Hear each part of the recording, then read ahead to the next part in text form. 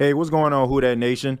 And welcome to another edition of the State of the Saints podcast, where we talk New Orleans Saints. My name is TJ Jones. Thanks for checking out the podcast. I really do appreciate it. Well, Who Dat Nation, we are only a few days away from the NFC Championship game, where the New Orleans Saints will take on the Los Angeles Rams in a Week 9 rematch. A rematch that was very high scoring, and it kept fans on the edge of their seats. But unfortunately, the Saints are going to be without star defensive tackle Sheldon Rankins in the divisional round of the playoffs. When the Saints took on the Philadelphia Eagles, Sheldon Rankins tore his Achilles, which is going to sideline him for the remainder of the season. And this right here, this is a huge blow for the Saints, man. I'm not even going to lie to you. This is a huge blow. The Los Angeles Rams are coming into town, and they racked up over 270 total yards rushing. And with Sheldon Rankins, that was his strong suit. I mean, stopping the run, stuffing the run is no mistake why the Saints were the #1 ranked team throughout the entire season against the rush. And it had a lot to do with Sheldon Rankins. Not to mention he had 8 sacks at the interior lineman position, which was really, really good, man. It is really hard to get 8 to 10 sacks at the interior lineman position. When you're doing that kind of stuff, you're in the conversations with players like Fletcher Cox and Aaron Donald. So Sheldon Rankins has done an outstanding job throughout the season, but the Saints will be without him for the remainder of the season. But the Saints did pick up a familiar face, former defensive tackle Tyron Walker, man. Now, Tyron Walker joined the New Orleans Saints team as an undrafted free agent in 2012. And he's coming with the team, which I think is a good look. Number one, because you have people in the locker room that are familiar with Tyron Walker.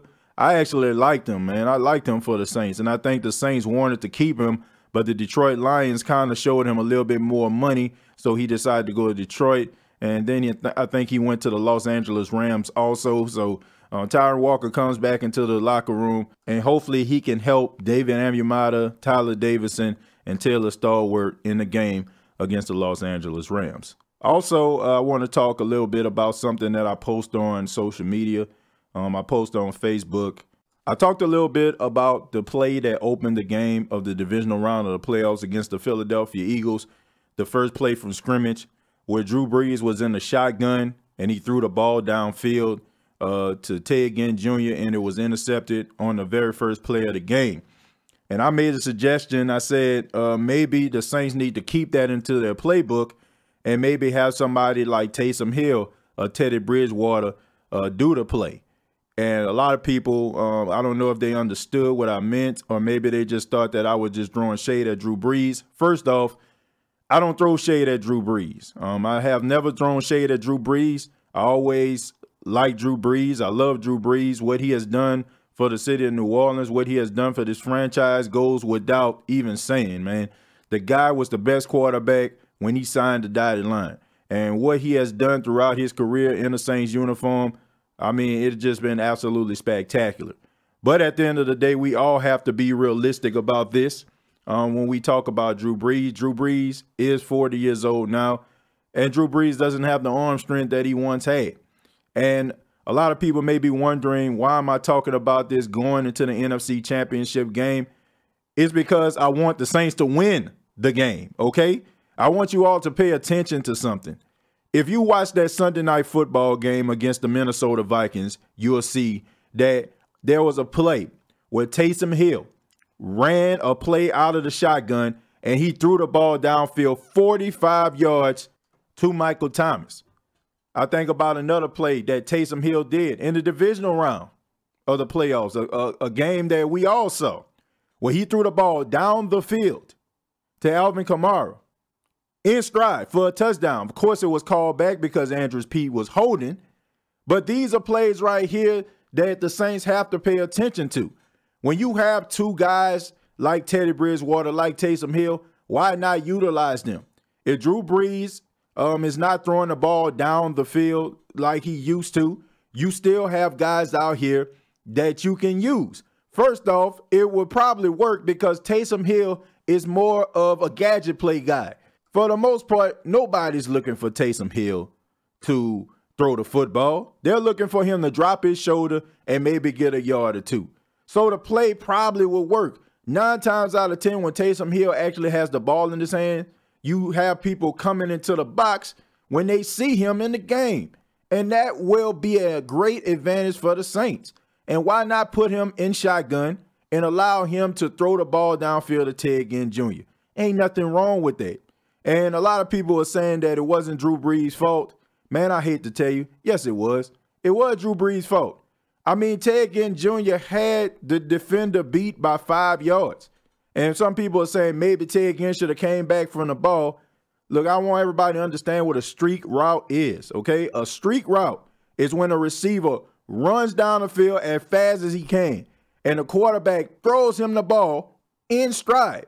What Ted Ginn was doing was a streak route. He was streaking down the field, okay? So if Drew Brees would have threw the ball to him in stride, 9 times out of 10, he would have caught the ball. But I am not in any way, shape, or form dismissing Drew Brees. Drew Brees still made some good plays in the game. He still got the ball downfield. But why not use your young guns who have the big arm that can make the splash plays, man, that can get the ball downfield, and most likely it's going to work because nobody is looking for them to make that play. Nobody expecting Taysom Hill to throw the ball downfield. So I think that the Saints may want to put that in their playbook. Don't shy away from that play, and don't be surprised if you actually see this play happen in a game against the Rams. I guarantee you, I would be shocked if the Saints do not run this same play and maybe use Taysom Hill or Teddy Bridgewater. You're going to see it. You're going to see it, I guarantee you. Now we move on. Let's talk about Mark Ingram.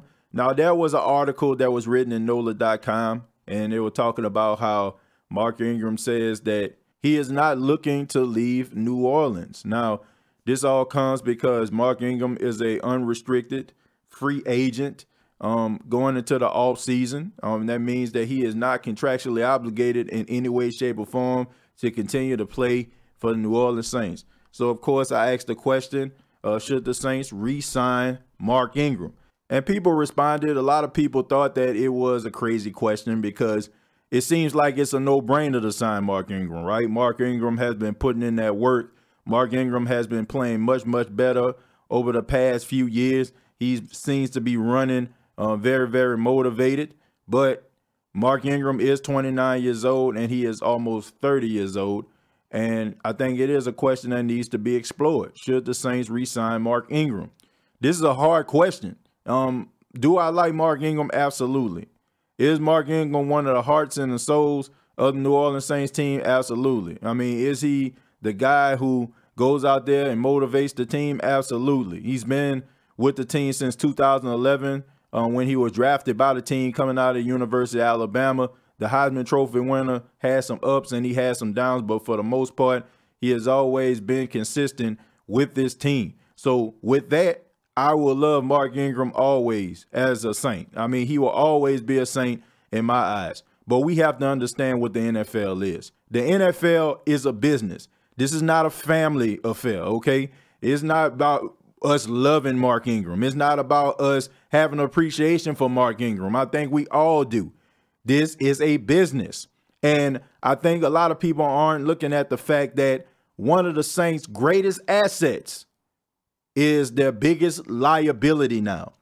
There was talk that was saying that last year the Saints had the best rookie class in history of drafts ever. I mean, you look at Alex Anzalone, you look at Marcus Williams, you look at Alvin Kamara, you look at Marshawn Lattimore, you look at Ryan Ramczyk.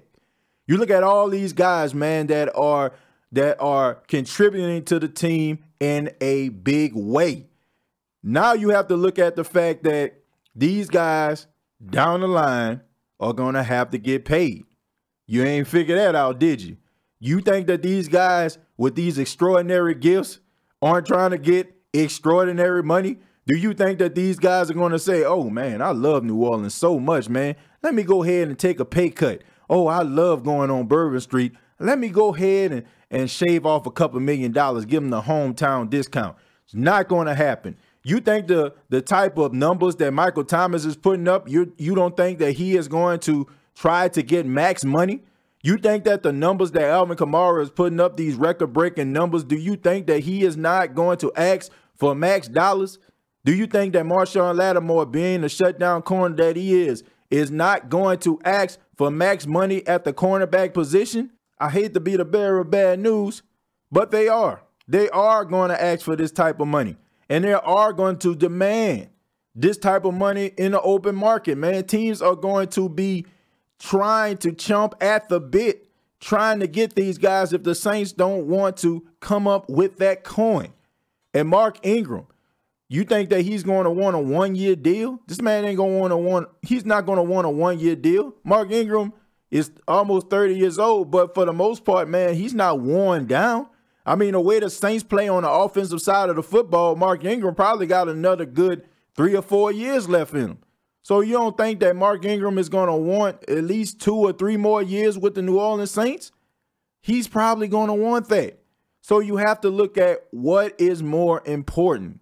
Okay, what is more important? These guys are going to want to get paid.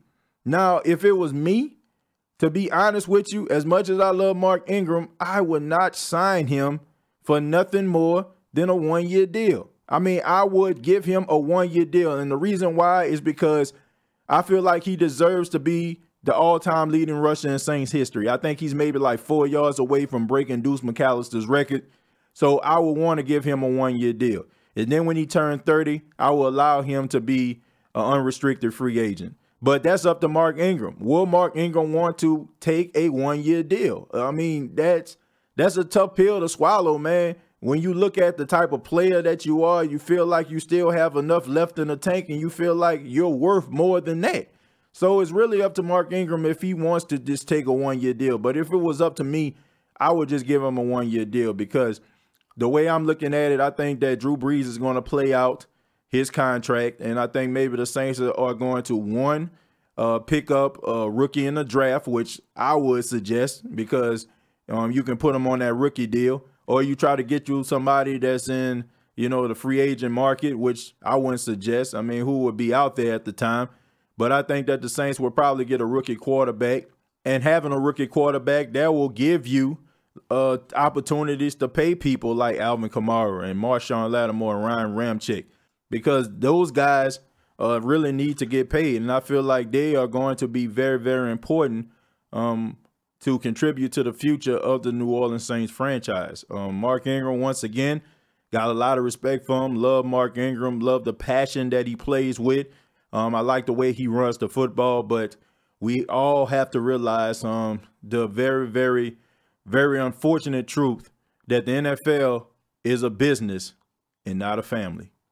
But this has been the State of the Saints podcast. Check out the State of the Saints podcast on YouTube. Go to youtube.com. Search the State of the Saints podcast. Also, follow the State of the Saints podcast on Twitter. Go to Twitter and follow at SOTS Podcast 8. That's SOTS Podcast 8. It's also available on Facebook. And also, you can check out previous episodes on iTunes, Spotify, and iHeartRadio.com. Till next time, all I have to say is, who dat?